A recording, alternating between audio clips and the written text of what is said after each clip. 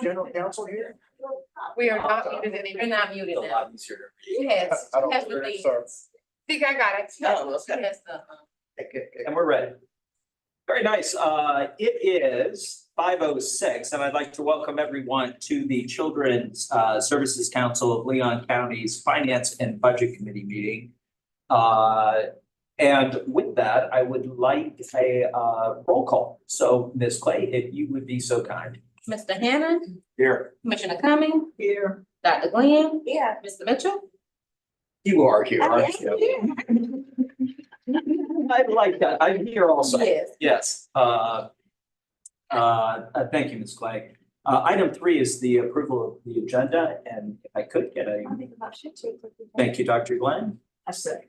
Thank you, Commissioner Cummings. I have a motion and a second. Without objection, show the agenda approved. Ms. Clay, item 4 is general public comment. Is there any public comment? There's no public comment. Nice. Which brings us to item 5, and this is a draft budget amendment that Ms. Green, I believe you are going to present. Yes, so thank you so much, Chair Mitchell, Treasurer Mitchell. So you have in front of you, and I emailed earlier, this is the same copy, just cleaner. A proposed amended budget for our current fiscal year. And so I'll just go through these very quickly. So you will see on the far left column is our final budget with our estimations, our 0.3477 millage rate, ad valorem estimated at 7.6 million, our interest for a budget of a revenue of $9,633,960. In the next column, this is the final budget as of March 31st. So what we did was we put in the actual expenses as of March 31st for the year, which included an actual carryover of 1.7 million. At the millage rate, we've currently collected 7.263 million. Our interest, if you can believe it, is 154,000, which is already 2,000 and some change over where we thought our interest would be for $9.1 million. So proposed amendment, same actual carryover, our proposed revenue from the initial budget, which is where we want to be, and that interest, which gives us 9.5. And so you'll see that that's our actual income as of March 31st, including the rollover. So there were items that I won't say I neglected to budget. We thought we had budgeted that we want to add in here so that our budget comes out the way that it should. And then there were some expenses that exceeded what our estimation was. So if you will indulge me, I'd like to go line by line, just in case there are questions. So our reserves, as you know, is 10%, 8 and 2. So that is the same. Our health insurance came in a little bit higher. So we need to change that from 126 to 145. Our life insurance is the same. Our payroll taxes will go up to 34,000. Our retirement contribution will go up to 88,000, and our salaries will go up to 451,000. And the reason for those increases is that in accordance with the approval that you all gave me this year to be able to move money from contracted services into salaries, we have done that because we have hired a second PQA specialist, and that person is Jacinta Clay, who will be moving into that role. And so with that, we had to move. Wow. Okay. Yes. Oh my goodness. Ms. Green, could I ask a quick Sure. question? The issue of health insurance going up, I get the fact that across the board, insurance is going up. As I assume it's Brown and Brown still placing this for us, right? Yes. As we get ready to move into the new fiscal year, as we put together the budget, I assume that Brown and Brown will let us know what we can anticipate in Yes. terms of an increase. Absolutely. Very good. Absolutely. All right. Yes. And so that's why you will see those increases there. And so in accordance with your approval, you will see the next place we have made changes is in contract staffing services. So we, I'm sorry, can I ask a question, please? Yes, ma'am. I'm sorry, thank you. Are you replacing Jacinta? we are, Okay. I We are just wanted- replacing Okay, so she doesn't have to play double duty. no, Okay. she's gonna help us out until we get her replacement. But if you, well, Kelsey probably, is Kelsey still here? She's gone. Okay. So we do have our part-time staff member, Kelsey, who works our reception desk Monday, Wednesday, and Friday. Yeah. Monday, Wednesday, and Friday. We will continue to do that because that person is paid by AARP, but we will rehire. We are downgrading that position. So instead of an administrative services manager, it goes to an administrative services coordinator. And are we advertising that position? We will advertise that. Fantastic. Actually, okay. Is it open? Okay, so it So is this a promotion? is. It is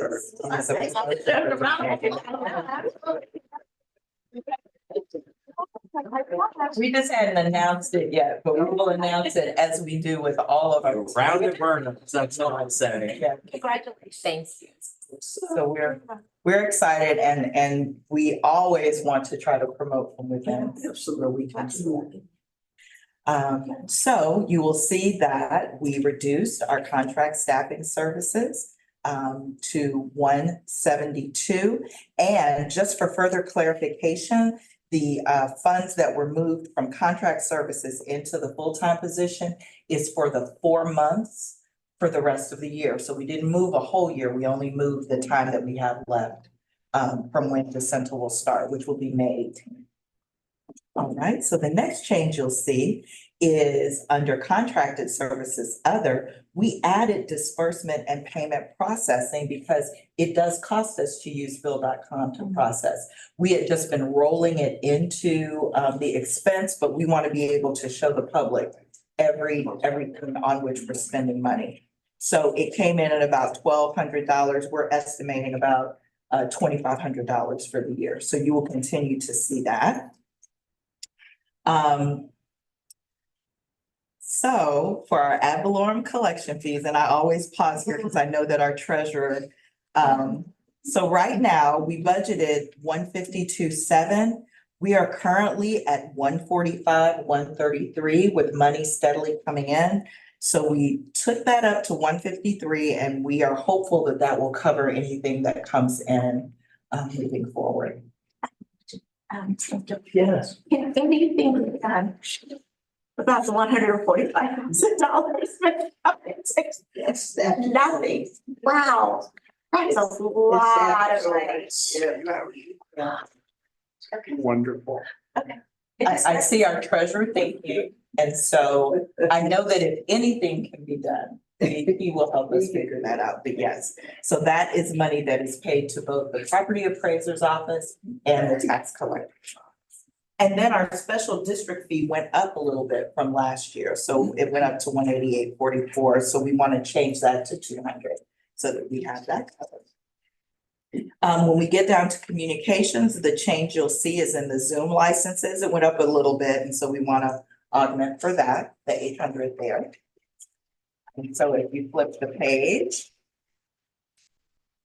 we have our dues and subscriptions, nothing changed there. We have our equipment rental. Now, we budgeted 12,000 for our equipment rental. We're currently at 15,445, but let me tell you why. 8,000 that is in that 15 was from last year. They invoiced us the whole amount at once and we can't pay it that way. So they had to go back and create separate invoices and it was too late into the current fiscal year for us to backdate that. So that is why that is so high. So we changed from the 12,000 to the 23 to be able to accommodate that $8,000. The managed IT was an area that we thought we had covered in website maintenance and it was not, and that is my fault. So we wanted to make it its own line, and that is $6,670. And that is very, I was gonna say reasonable, it's actually less than reasonable. T3 is our contractor for that. and they do a lion's share of jobs. So when you divide that out by 12 months, it's really not that much. It's about $490 a month. All right, the next change you'll see is in our rent. So we had rent budgeted at our $6,222 a month.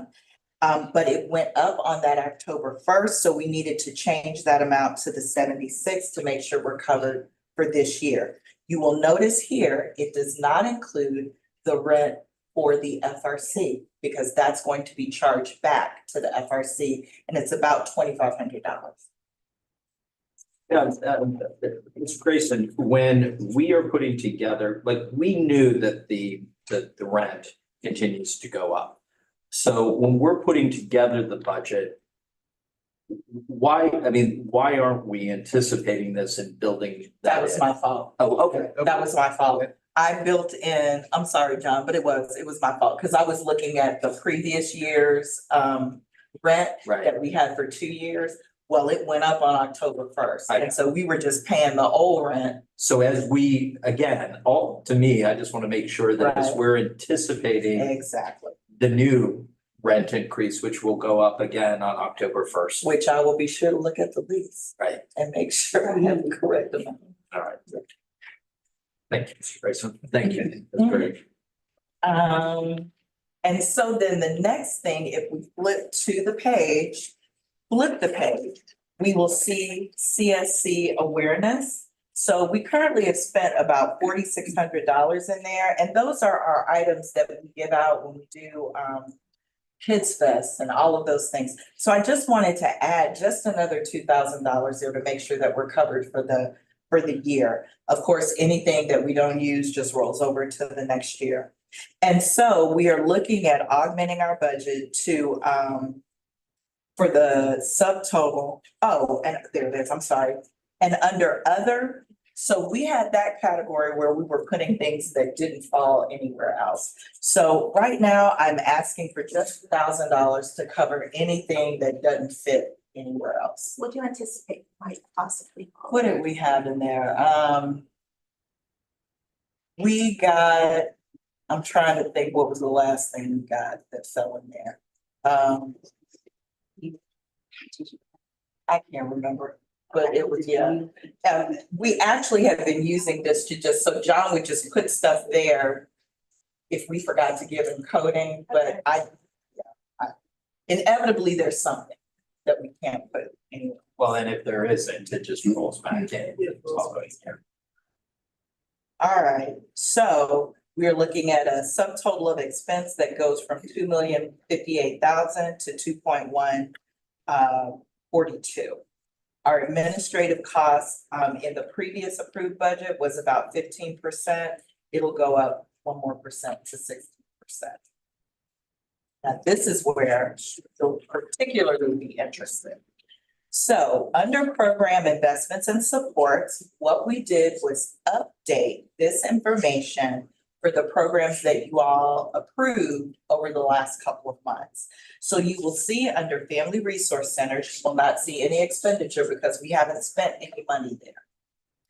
We also don't see this in our proposed budget because that's rollover money, and this is for the fiscal year this year. For family strengthening, we've expended $349,930, and that's out of last year's money. For youth mentoring, $403,970.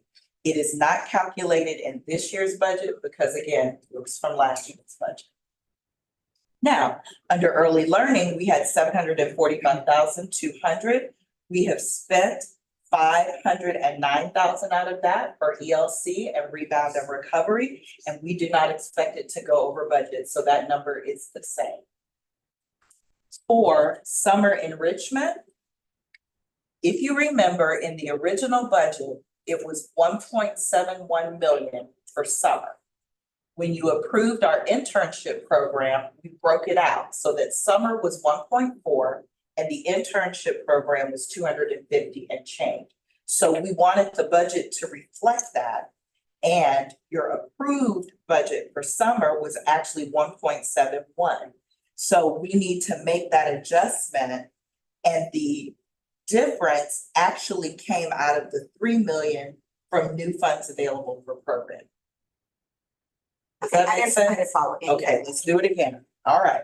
So for summer, originally, you had budgeted 1.71, which would have been summer enrichment 2024 and the summer youth internship program together. If you add those numbers, that's what it adds up to. But because you approved the youth internship program, we split it so that you could see the actual expense, the actual budget. For summer, you actually approved 11 programs that came in at 1.7. So that is more than the budget of 1.4, which means that that money came out of this 3 million in new funding that was unallocated. For the internship program, it's still the 250, 398. For the summer special needs program, we did not contemplate that in the original budget, so we added that in. You all approved that at 415.33, which also came out of the 3 million, okay? We've got the prenatal postnatal services that we have budgeted at 1.2.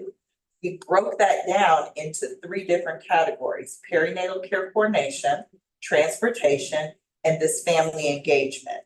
So when you look at the budgeted amounts, we got 2.8 for the coordination, 280,000 for the transportation, and then the 150 for the family engagement. If you recall, you had asked us to just retool that before we brought it back, so we contemplated it in the budget. The overage over the 1.2 came out of the 3 million, which was exactly what was supposed to happen. Yes, I see questions. Should we have a discussion about the transportation thing? Where did we land on that? You approved it. This The was- family engagement, that's the living. Right. Right, and we have edits to family engagement because you guys wanted us to make sure that that we was didn't meeting. approve was the other piece, the mental health. Yes, Right. yes, and we're, yeah, And so that's 1.2 in this year's budget out of the 2.8, it's 2.25 years. Is that why Yes. it's 1.2 million in this year's budget? yes, that was 1 year. And then it'll be 1.2 in the next year's budget, Yes. and whatever the remainder is. Yeah, and I think it's 2.25 for they're weird numbers. So the perinatal care coordination is 2.25 years. The transportation is 1.25 years. And then the family engagement is just the one time for this year. And Mr. Anna, what this is actually reflecting is when we put our budget to bed last year, that's what our budget was. We have for the summer program, both the regular summer and the special needs summer went over our budget. And that's what Ms. Green is saying. That's the amended amount is somewhere in the neighborhood of, it was pretty significant, but we went over on the summer programs. But all of that, the overages was getting to the point that Dr. Glenn asked me, she's like, well, you keep saying we have extra money. And I'm like, we do have extra money. And that is that $3 million pot that had not been expended. And if I may, with the council's decision to make kindergarten readiness your number 1, it made sense that we would take the majority of that $3 million and put it into your number 1 priority because you asked us to go deep. Youth development, you will see that we had 25 and we have now taken that down to 0. With the family resource centers, we want the youth development council to come out of the work that's done with those family resource centers and those community advisories. For small investments for program success, we originally budgeted 600,000. As of March, we were at 128,555. So we have lowered that to 300,000. Is it because you're not doing the next round? No, so we are doing this round that will come to you in May June. Right. And then we will not do the last round. Right. Right. And so we just got the apps closed for this current round that you will look at in June. We got six apps for a total of about $90,000. What we were proposing is not doing the last round so that we could go back, analyze what we've done, and retool as necessary to ensure that we are meeting the goal of building that. Because we've got fewer applications now than we initially started, right? We did, and I'll tell you, my opinion on why that is. Number one, we are asking them to follow the rules. Number two, some of them are applying one time, and when they don't get it, they just assume they won't get it. And so we're trying to reach back out to them with that. But number three, and I will count this as a feather in our cap. We don't let any issues with the application slide. That's the best way I can put it. And so it's not about being punitive, but rather if we are building capacity, it's important that you follow the instruction and accountability. So when we ask you for what the money is for, what it's for, you need to tell us what it's for, not tell us your mission. We have a place for it. And so each application has gotten a little more stringent, but we still believe that it is the right way to get some of those smaller organizations in. But maybe we look at just doing it 3 times a year. Maybe we look at focusing it. So if kindergarten readiness is where we're going to be primarily, maybe we look at focusing on your secondary or tertiary impact area and then focus a particular round of SIPs on that. Because I think that's the other thing. You're really comparing a lot of different impact areas when maybe we should be comparing them to each other versus. No, and I would make the argument that not only should we sort of wait and skip it maybe one time, but also maybe skip it 2 times or an entire year so we could see the impact of the programs. We are going deep, kind of to your point. Let's see the impact we're making and where are the gaps. But we're never going to be able to find the gaps until we just stop. And we have funded. I think part of the reason we have fewer applications is those who have already gotten funding. That's the whole idea. You get your funding. You don't come back in. So we're running out of programs. And waiting a little while might be a good prudent move just to find out where we really want to encourage the smaller groups to come in and help us target issues or areas that we're missing. So the good thing is we can make that decision on a, sort of on the fly type of way, but nicely done. Yeah, and we're going to, no, Can I go ask ahead. a question too? Has any of the SIP applicants that were trying to help them build capacity, have they moved to applicants in the? We have. Okay, awesome. We have, Awesome. yes. Awesome. And one of the things that we will bring back in June is an initial report on the money that has gone out for SIPs, what that impact has been. It will not be as scientific as when we have the evaluation that walks alongside the programs, but it will definitely show where that impact is, what it did, and what programs started with SIPs, but then we're able to come It's into, working. come into regular funding. Well, and those that have moved, it's working. Well, at least with 1 or 2. Yes, ma'am. Yes, ma'am. You're right. And the thing is, when they move into big funding, now they can't go backwards because now they have the